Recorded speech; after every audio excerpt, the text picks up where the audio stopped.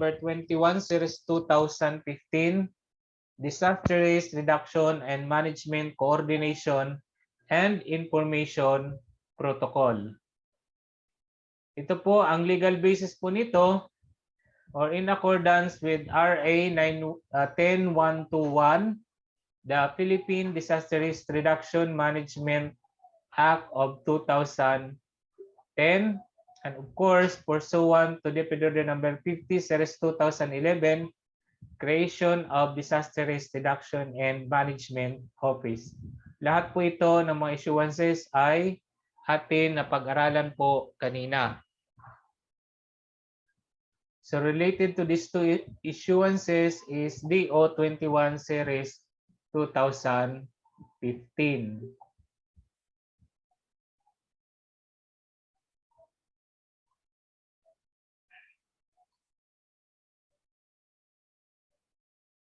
So this protocol, as well as the rules and responsibilities of the DepEd region, schools divisions, and schools, including the DRRM coordinators, are being articulated here with the following objectives. Provide guidance to regions and schools divisions, including DRRM coordinators, on how to act before, during, and after disasters. So ito po ay in accordance with the 3 pillars of DRRM framework ng Department of Education, at in accordance also with the 4 thematic areas ng RA 10121. RA 10121. Then capacitate the DRRM coordinators and other school constituents to disasters and emergencies, and facilitate immediate and efficient information flow during disasters and emergencies.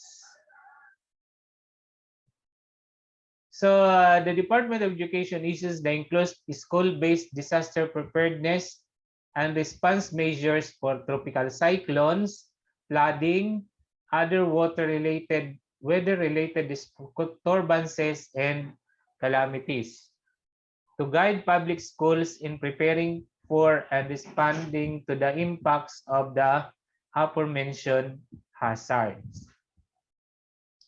Further substantiating and updating DepEd Order number 83 series 2011, titled Disaster Preparedness Measures for Schools, and DepEd Order number 21 series 2015, titled Disaster Risk Reduction and Management Coordination and Information Protocol. The enclosed guidelines defined. So tapos na po tayo sa DepEd Order number 21 2015. Ito po ang kanyang objectives. Then punta na po tayo sa DepEd Order number 33 series 2021. Ito ang importante po ito dahil school-based disaster preparedness and response measures for tropical cyclones, flooding, and other weather-related disturbances and calamities po ang laman nito. So this is in accordance with the previous DepEd orders that we discussed. So this protocol, as well as the rules and responsibilities of the DepEd region, schools, including DRRM, are being articulated here with the following objectives. Parang I discussed this already. So let's come to the operational definition of important terms. Ano pa ang tawag natin na disaster? A serious disruption of a community or society's functioning due to widespread human, material, economic, or environmental losses, damages, and impacts which exceeds the ability of the affected community or society to cope using its own resources. Nagsabihin, matawag natin na disaster nangyari, na may disaster o kalamidad sa isang lugar, kapag hindi na kaya ng mga apektadong tao sa komunidad na makabangon gamit ang kanilang sariling lakas at mga resources at kailangan nila ng tulong ng iba para makabangon in terms of material, economic, and kung ano-ano pang uri ng tulong nang gagaling sa labas ng komunidad para sila ay makabangon. Ng perfect example of that, of course, yung recently na nangyari sa Typhoon Odette. And another is yung during Typhoon Yolanda. Kung hindi tinulungan ang Tacloban City, ang Eastern Visayas and other places na tinamaan ni Yolanda, kung hindi kami tinulungan ng iba't ibang mga organisasyon, ng gobyerno, ng iba't ibang mga bansa, siguro hanggang ngayon ay hindi pa kami nakakabangon. So dahil nga sa tulong ninyo, pagbaha ng tulong mula sa ibang panig ng mundo, ay mabilis na nakabangon ang Tacloban City at ang Eastern Visayas as a whole na dahil po kay Bagyong Yolanda. So ano naman ibig sabihin ng disaster preparedness? Ito po ay capacities developed by institutions and individuals to effectively anticipate, respond to, and recover from the impacts of likely imminent or current hazard. Now let's come to the definition of disaster risk reduction. Ano po ba ang ibig sabihin ng disaster risk reduction? It is the concept and practice of reducing disaster risk through systematic efforts to analyze and manage the causal factors of disasters, including through reduced exposures to hazards, lessen vulnerability of people and property, wise management of land and environment, and improve preparedness for adverse events. So, disaster risk reduction and management means the systematic process of using administrative directives, organizations, and operational skills and capacities to implement strategies, policies, and improve coping capacities to lessen the adverse impacts of hazards and the possibility of disaster. Ang emergency naman po ay unforeseen or sudden occurrence, especially danger demanding immediate action.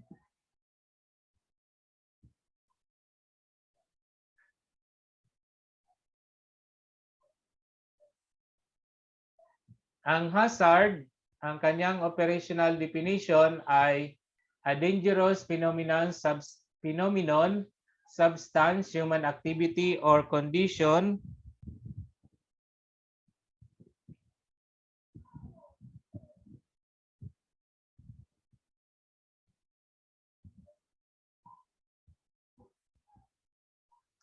and that may cause loss of life, injury of other health impacts, property damage, loss of livelihood and services, social and economic disruption, or environmental damage. So, ang hazard po ay dangerous phenomenon, substance, human activity. So, that can cause loss of life. So, wala pa pong nangyayaring masama sa kapag may hazard pa lang. So, wala pa ring ito po ay parang nakaambang panganib ang hazard. Let's come to guidelines on school-based disaster preparedness and response measures. School heads, school DRRM coordinators, and school DRR teams. So ano po ang responsibility ng school head? So tayo po ng mga school head shall be primarily responsible for the planning, implementation, and monitoring of school-based disaster preparedness measures. So ano ang ating responsibilidad? Planning. So after planning, we implement and of course monitor. Tatlo po, planning, implementation, and monitoring. ng mga school-based disasters preparedness measures. As such, accountability for impacts and damages to school facilities and resources due to negligence and or non-compliance to disaster preparedness measures shall rest upon the school head. Ibig sabihin po, kapag anuman ang mga masamang nangyari sa ating paaralan dahil sa ating negligence related to disaster preparedness, ay tayo po ang answerable. So performance reports on the RRM shall be included in the school head's permanent records. So let's come to the use of schools as evacuation centers. Ito po ang guidelines na ating dapat matutunan o maalala kapag ginagamit ang ating mga schools as evacuation centers. It should be guided by RA number 108/21 entitled Children's Emergency Relief and Protection Act, which stipulates in Section 4 that LGUs shall establish and identify safe locations as evacuation centers for children and families. And in Section 5, that only in cases where there is no other available place or structure which can be used as a general evacuation center, may a school or child development center used as a evacuation center. Kung wala na talagang mapuntahan at wala na pang lugar na iba na mapupuntahan ng ating mga tao, lalo ng ating mga learners, yun po ang time na pwede nating ipagamit ng ating mga schools as evacuation centers. Pero dapat i-assess din ng LGU na ang ating mga schools ay typhoon resistant or talagang makaka-serve ng kayang purpose na evacuation center. Baka isang bugso pa lang ng hangin ay masira kaagad ang school dahil substandard nga ang pagkakagawa kung minsan. So thus, should their respective LGUs request for the use of their school premises as evacuation centers, school heads are reminded of the following terms specified in RA 108/21. Ito ang dapat nating tandaan. LGUs shall coordinate with the school heads and respective schools division superintendents before schools may be used as temporary evacuation centers. So dapat maki-coordinate sa atin ang LGU. Dapat mayroon a memorandum of agreement shall be executed between the LGU and the school to be used as temporary evacuation center. Should the school be used, the LGU shall coordinate with the school head and ensure that gymnasiums, learning and activity centers, auditoriums, and other open spaces shall be utilized first. So classroom shall only be used as the last resort. So kung meron pang magagamit na iba as evacuation center, wag na po nating ipagamit muna ang ating mga classrooms. Pwede munang gamitan ng gymnasium kung meron man or auditorium bago ang classroom. Last resort po ang classroom used as evacuation center. So the use of school premises shall be as brief as possible. It shall only be up to 3 days for short-term displacement, 15 days for medium and long-term displacement, or until such time that the respective LGUs are able to establish alternative transitional sites. So hindi pang matagalan dapat ang paggamit ng ating mga classrooms at school facilities as evacuation center. Dapat kung pwede man lang, 3 araw lang na pwede gamitin.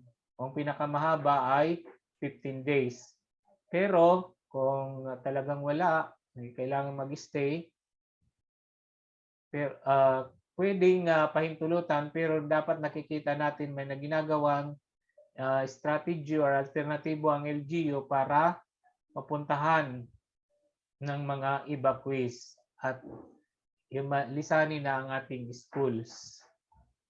If the use is predicted to exceed 15 days, so dapat talaga ang pinakamahabang araw ay 15 days. Pero kung mag-exceed siya sa 15 days, the affected LGU shall provide written documentation to the DepEd and the Department of the Interior and Local Government on the following. So magsusulat talaga sila sa DepEd ang LGU kung more than 15 days ang paggamit ng ating school as evacuation center. Ano ang ilalagay dun sa documentation?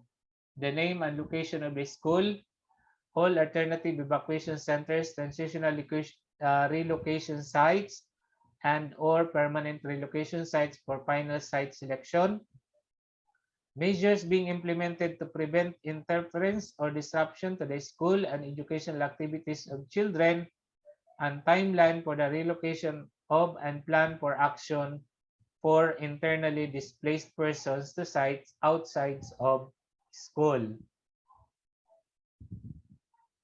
So, per the implementing rules and regulations of Republic Act 10-821 or the Children's Emergency Relief and Protection Act of 2016, Rule 5, Section 4, LGUs,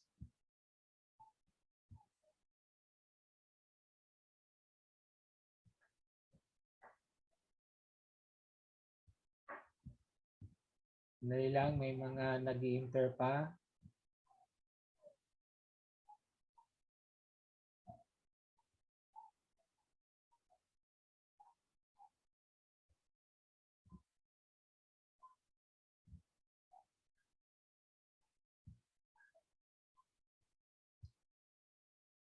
So damages incurred by schools used as evacuation centers shall be immediately reported by the respective school heads to the LGU for appropriate action.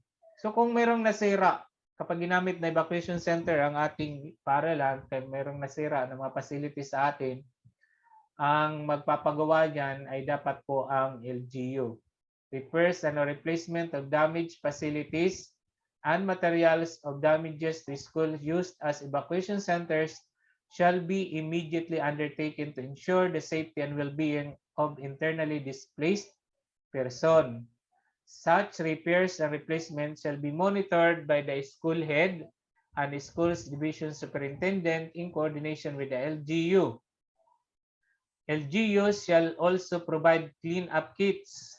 Further, IRR of RA 10-821 stipulates that the LGU shall execute a memorandum of agreement with the schools when the latter are intended to be used as evacuation centers. So dapat talaga may MUA tayo na pipirmahan with the LGU kung ipapagamit natin ang ating school as evacuation center. So kagaya nangyari during the COVID-19 pandemic, nung ginawang mga temporary isolation facility ang ating mga classrooms ay nag-execute ng MOA between LGU and school bago pinagamit. And then, kailangan talaga kapag mayroong nasira, ay i-report kaagad kay mayor o kay governor para makapag-take action sila para repair kaagad ang mga nasira nating mga pasilidad sa paaralan dahil sa paggamit nga bilang evacuation center.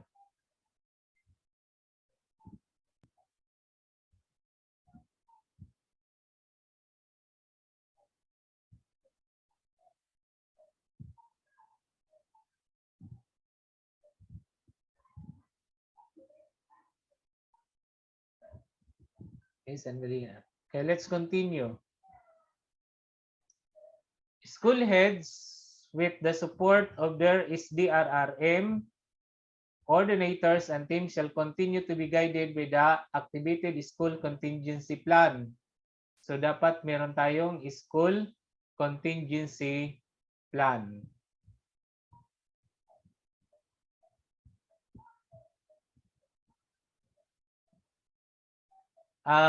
Disaster response measures provided therein shall likewise be undertaken.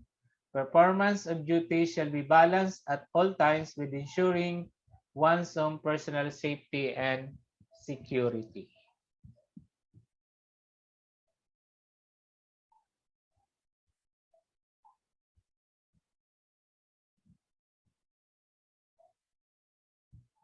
Okay, timetable. During kapag meron pong parating na bagyo, ito po ang ating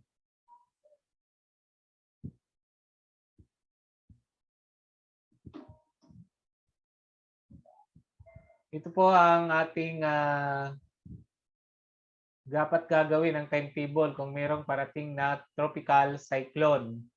So within 24 hours from the receipt of notice from the Division DRRM Coordinator or local authorities, LGU, LDRRMC of advisories of the weather disturbance, coordinate with the Division DRRM Coordinator on the status of preparedness and or response measures and updates on the impacts of the hazard, suspension of classes and work, and use of the school as an evacuation center, impacts to learners and personnel. So within 24 hours, ano ang gagawin natin kapag meron ng notice na may paparating na bagyo?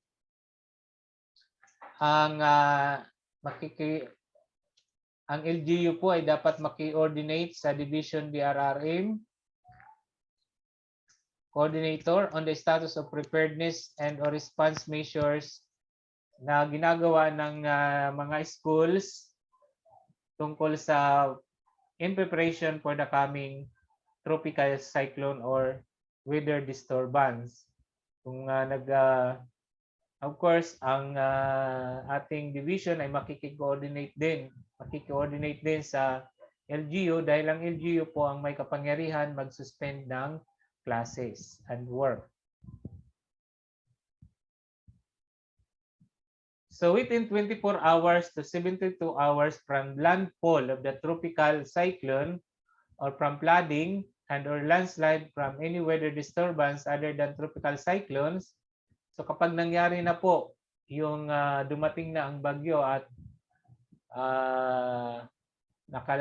nakalipas na, tapos na ang dumaan ang bagyo, within 24 to 72 hours ito ang gagawin natin.